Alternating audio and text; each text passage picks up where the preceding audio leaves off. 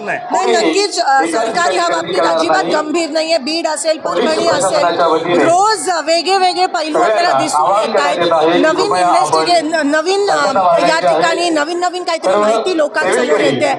तरीही मुख्यमंत्री याबद्दल गंभीर आहेत. राजीनामा दिला पाहिजे तो पण घेत नाहीत. एकंदरीत आपल्याला दिसून येते की निगरगट्ट असं सरकार हे झालं. एका मंत्र्याच्या जवळचे सहकारी जे ते आरोपी आहेत, पण सरकार आरोपी करत नाही, त्यांच्यावरती मोक्का लावला जात नाही. यासाठी ग्रामस्थ सगळे आक्रमक. याचे मी निषेध करते. ज्या पद्धतीत क्रूर पद्धतीत 4 तास त्या माणसाला देशमुखांना मारलं गेलं आणि हे देशभरात चाललंय, पूर्ण महाराष्ट्रात चाललंय. हे कोणीतरी म्हणालं, सुरेश धस म्हणाले की म्हणजे जनावराला जरी असं मारलं तर अंगार शहर आहे, तो माणसाला मारतायत.